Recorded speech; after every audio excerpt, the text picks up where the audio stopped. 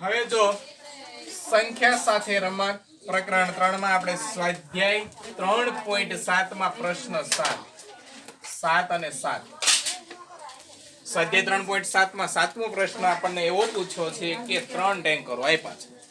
Tanker એટલે ખબર છે મોટા મોટા ખટારા જેની અંદર કઈ વસ્તુ ભરવાની હોય એને ટેન્કર કહેવાય.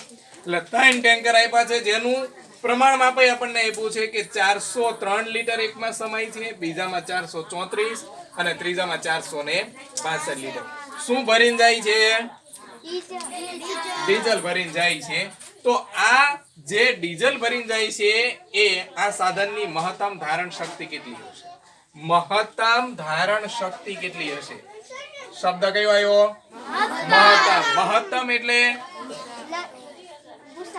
તારા મોટું, સૌથી મોટું, સૌથી વધારે એમ કહી શકાય. એટલે મહત્તમ એટલે મેં તમને એક દિવસ એ પહેલા સમજાવ્યું હતું કે લઘુત્તમ અને ગુરુત્તમમાં આપણે લઘુત્તમ એટલે લ સા અ અને ગુરુત્તમ એટલે ગુ સા અ. એટલે કે મહત્તમ એટલે શું લેવાનું આપણે? તો કે મોટામાં મોટી સંખ્યા લેવાની છે એટલે શું લેવાનું?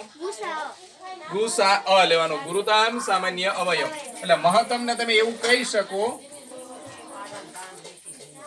મહત્તમ એટલે કે ગુરુત્તમ એવું લઈ શકાય ખાલી આપણી સમજ માટે. બરાબર છે કે મહત્તમ એટલે વધારે વધારે કે જે આ ત્રણેય ટેન્કરોના ડીઝલને પૂરેપૂરું ગુણાંકમાં માપી શકે, પૂરેપૂરું ગુણાંકમાં માપી શકે એવું એક સાધન છે.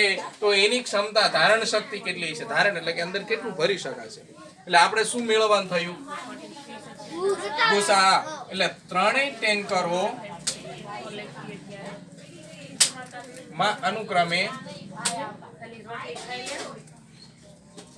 403 લીટર, 434 લીટર અને 465 લીટર ડીઝલ જે આપ્યું છે એ ડીઝલનો ગુસાઅ શોધીએ.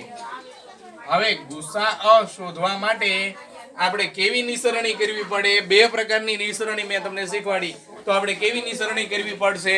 કયા બે પ્રકારની? હાલો પહેલા મને એક કહો, કયા બે પ્રકારની નિસરણી કરીએ છીએ આપણે? હાલો, એક ગુસાઅની લસાની. ગુસાઅની કેવી આવશે? ત્રણેય સંખ્યાની અલગ અલગ નિસરણી. એટલે લસાઈની કેવી આવે? તો કે ત્રણેયની ભેગી, જે આપણને શોધવામાં બહુ મુશ્કેલી પડે છે ને. તો એમાં ટ્રાય કરતા રહેવાનું. જે આવડી જાય ને એમાં બહુ કોશિશ ન કરવાની હોય, જે ન આવડે ને એમાં આપણે વધારે કોશિશ કરવી પડે ને. એટલે ત્રણેય સંખ્યાનો ગુસા મેળવવા માટે ત્રણેયની અલગ અલગ નિસરણી આપણી ભાષામાં કહીએ છીએ ત્રણેયનો આપણે અવિભાજ્ય અવયવ મેળવવા પડે. સમજાય છે? હવે 403, 434 અને 400. હવે અહીંયા પહેલી સંખ્યાને આપણે ધ્યાનમાં લઈએ તો 403 કેવી સંખ્યા છે? એકી સંખ્યા છે. એટલે ભાગ કેટલા વડે પાડવાનો? પહેલા આપણે એકી સંખ્યા વડે. હવે પહેલી એકી અવિભાજ્ય સંખ્યા કઈ છે? એકી પાછી અવિભાજ્ય અર્થ 3 છે.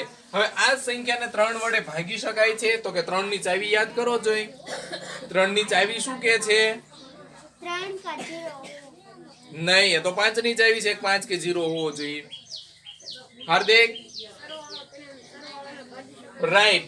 ત્રણેય સંખ્યાનો સરવાળો એટલે કે જેટલા અંકો આપ્યા છે અંકોનો સરવાળો ને એને 3 વડે ભાગી શકાતા હોવો જોઈએ. 4 0 અને 3. 4 ને 0 4 ને 3 7. હવે 7 છે એ 3 ના ઘડિયામાં કઈ આવશે?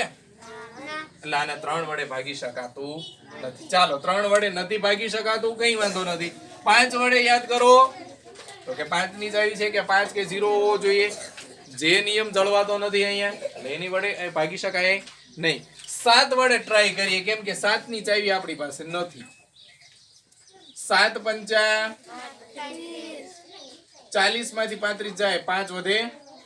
હવે 7 ના ઘડિયામાં કે 53 આવશે. 7 નવા 63 થાય પણ 53 કે આવતા એટલે 7 વડે ભાગી શકાતી કઈ વાંધો નહીં. 3 વડે નો ભાગી શકાય એટલે 9 વડે નો ભાગી શકાય એવું આપણે વિચારીએ, પણ તો એક વખત ટ્રાય કરી લો. અથવા તો આપેલા સંખ્યાના સરવાળા 9 વડે તમે ભાગો જ જોઈએ. ભાગી શકાય છે?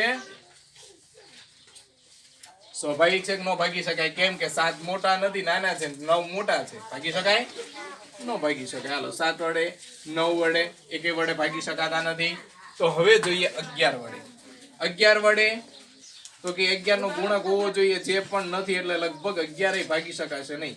11 તેરી 33 થાય અને 40 માંથી 33 જાય એટલે 7 વધે 3. 11 ના ઘડિયામાં 73 આવશે ક્યાંય નહીં આવે. હાલો 11 વડે નથી ભાગી શકાતા, કઈ વાંધો નહીં. હવે ભાગ્ય એને આપણે 13 વડે, કેમ કે આપણે એકી સંખ્યા જ લેવી પડશે ને. એકી સંખ્યા આપી છે એટલે એકી સંખ્યા લેવી પડે એટલે 13 તેરી 39. કેટલા વધશે? 1. 3 ઉતારવા પડશે. 13 એકાને ક્યાં ભાગાકાર થયો હતો કે 13. કેટલો જવાબ મળ્યો? અને 31 પાછી કેવી સંખ્યા છે? અવિભાજ્ય, જેનો ભાગાકાર કરી શકાય. અહીંયા પેલી બેકી સંખ્યા 2 વડે ભાગાકાર થાય. 2 2 4, 2 1 2, 2 7 14. સાહેબ ટપ્પો જ ન પડ્યો. કેમ આવ્યું આ બધું? Direct hole to hole bounce જ વહી ગયું ને. કાંઈ નહીં કરવાનું. જો સરળ ભાગાકાર આવડે ને તો બહુ ઈઝી છે. ભાગાકાર ન કરો તોય પણ આપણને બેઠો ભાગાકાર આવડવો પડે.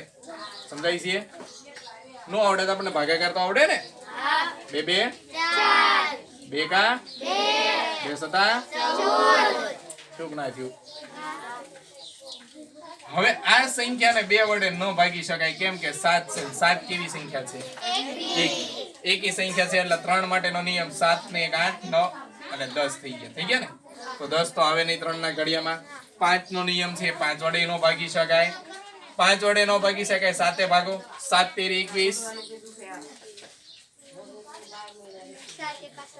7 એકાને 7. તો કે 7 વડે ભાગી શકાય છે ને જવાબ મળે છે 31. પણ 31 પાછી કેવી સંખ્યા? આપેલી સંખ્યામાં એકમનો અંક એકી સંખ્યા એટલે એકી સંખ્યા વડે ભાગાકાર. 10 ને 5 15, 3 ના ઘડિયામાં 15 આવે તો કે આવે ને. 3 એકા 3 પંચુઓ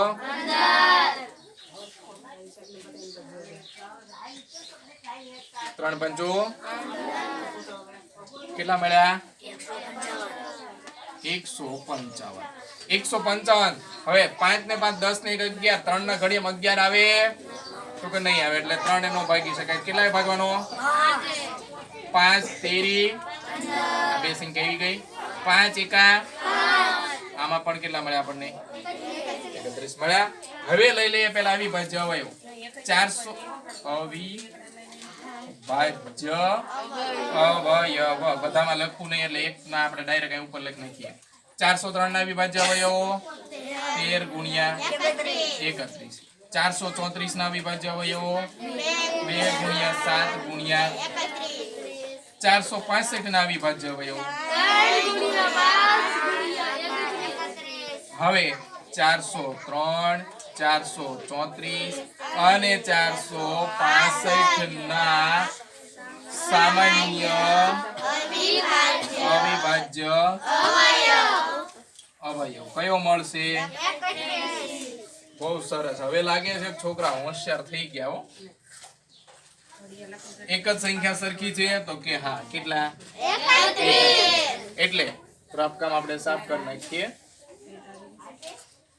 હવે એવું કે છે કે 403, 434 અને 465 નો ગુસાઅ જે આપણને કેટલો મળશે? 31 મળશે. રેડી? હવે આપણને ગુસાઅ 31 મળ્યો તો આપણને જે શોધવાનું કીધું હતું કે ત્રણેય ટેન્કરોના ડીઝલને પૂરેપૂરું માપી શકે એવો ગુણાંક કયો થયો? 31. તો અહીંયા લખો કે ત્રણેય ટેન્કરોને